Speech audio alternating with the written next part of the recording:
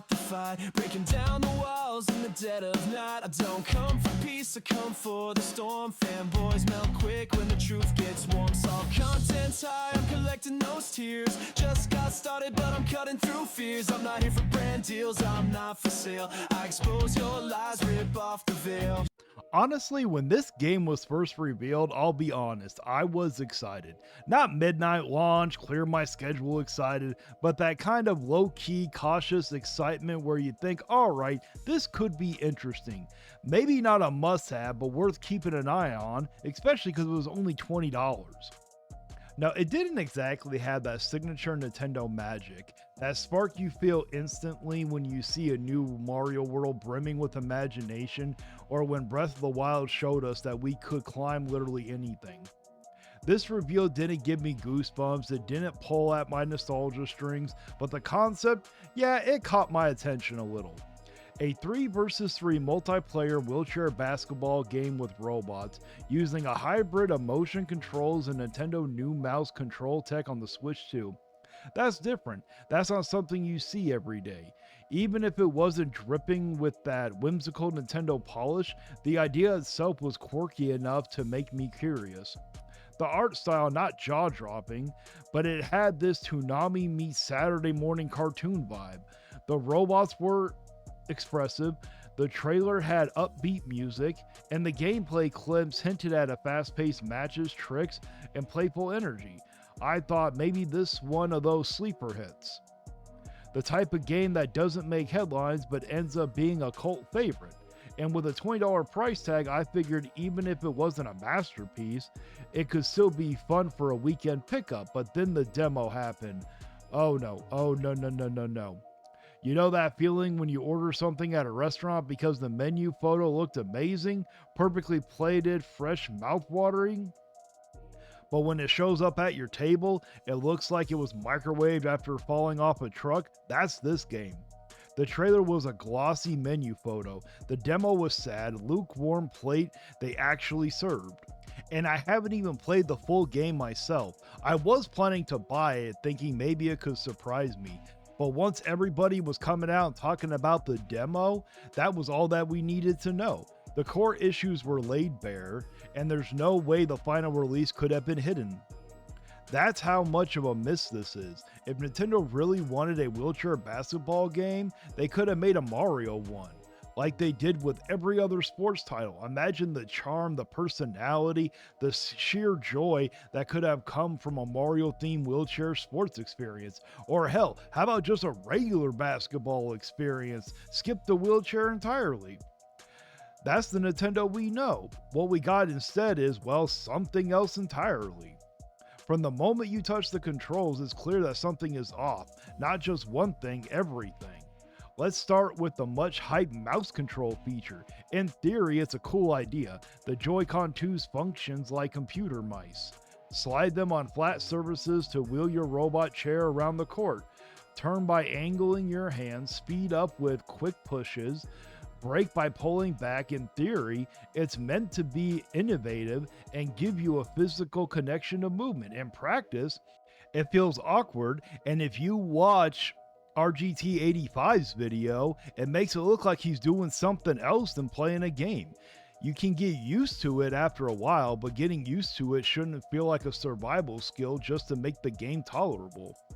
And while I can applaud them for trying something different, I kept asking myself why.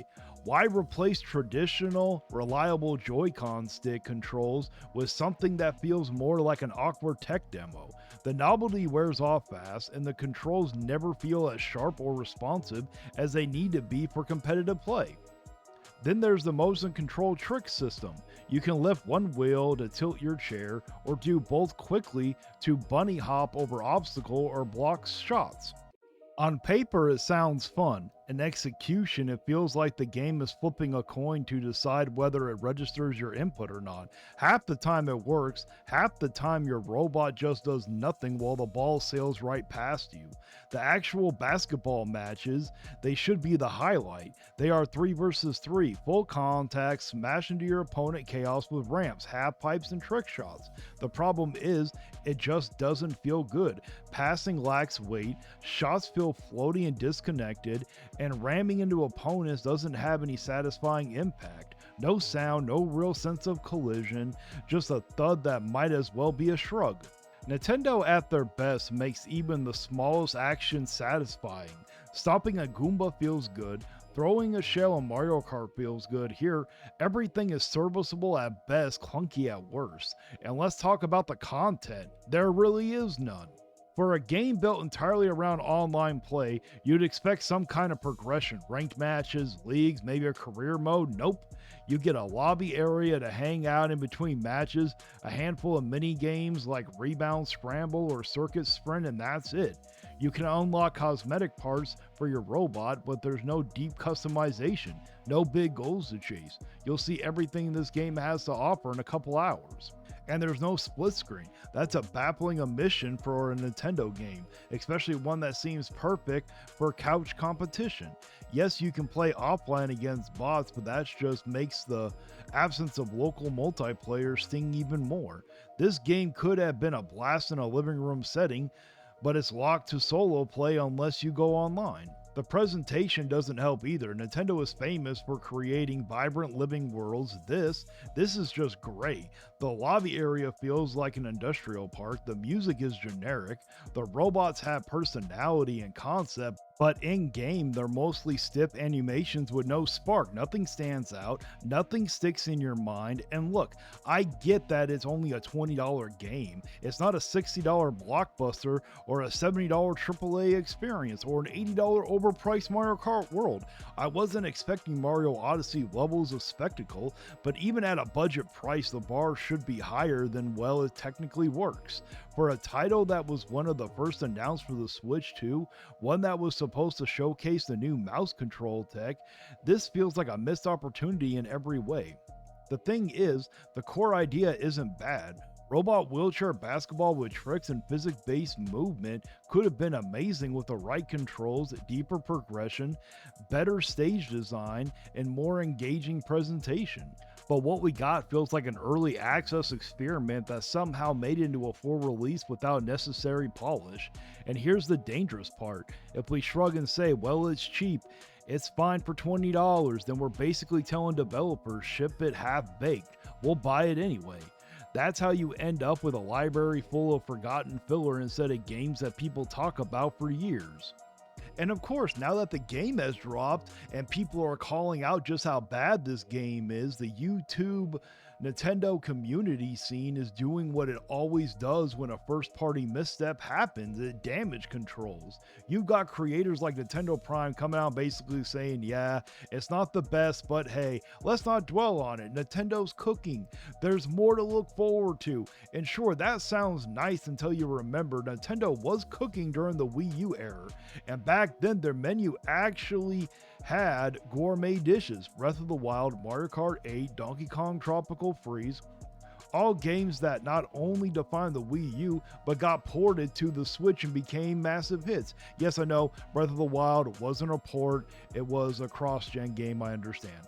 The truth is, when you launch a brand new console, you have to lead with heavy hitters.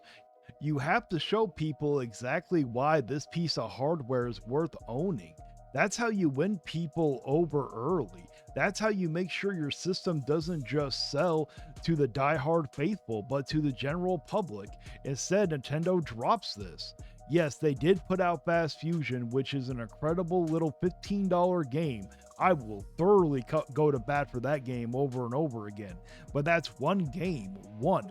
Maybe you can throw DK Bonanza into the mix, but at a $70 with the amount of quality content it's packing, there's just not enough. That's a hard sell. If it was $60, I say hell yes. That's two games worth buying right now. We're looking at one generally must-have Nintendo polished game on the Switch 2, and who's going to shell out $450 for just a $15 indie-sized title? Everything else from Nintendo on Switch 2 so far, mediocre at best, overpriced, forgettable at worst, and the fact that some creators are trying to spin DragX Drive as a win is just wild to me. The only person I have seen genuinely defend this thing without flinching is Harmon Smith. Of course it would be him of all people. He's acting like it's some new iconic Nintendo masterpiece. Not in those exact words, but you get the vibe. Meanwhile, I'll give credit where credit is due. At least RGT85 isn't sugarcoating it. He's telling it like it is. This game is trash, and no amount of PR spin or just wait for the future talk changes that. Unfortunately, I feel worse for the longtime Nintendo community than anyone else. The fans who have been there for decades, the ones who generally love Nintendo for the games, their creativity, and the way they used to treat their consumers. This isn't that Nintendo anymore. The company we grew up loving, the one that seemed to care about quality, polish, and player experience, and have a quality seal of approval has changed. And seeing that reflected in a release like this is painful. Even worse, the content creators we trusted for years are caught in the middle. Some are staying quiet, others are trying to spin damage control because their entire platform, their audience, and their livelihood are built around Nintendo succeeding. Their incentives aren't aligned with honesty. They have to protect their own interest, which often comes at the cost of telling it like it really is. That leaves the fans stuck between a company dropping the ball and creators sugarcoating a disappointing experience. So here's my advice: don't buy this game. It's not worth your money, the gimmick doesn't carry the experience, the gameplay doesn't stick, and the lack of meaningful content means it'll be collecting dust in your library faster than you can say game over. Save your $20, wait for something that's actually worth your time, and don't let yourself get fooled by trailers or hype.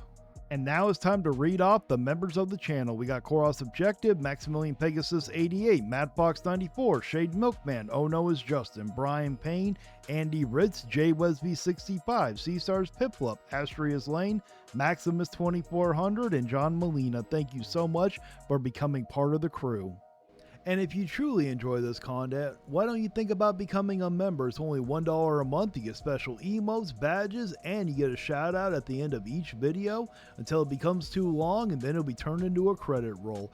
And also, I got an awesome merch lined up for you guys. I got amazing shirts, hoodies, I got coffee mugs, I got desk mats, I got a bunch of different kinds, so why don't you check it out also.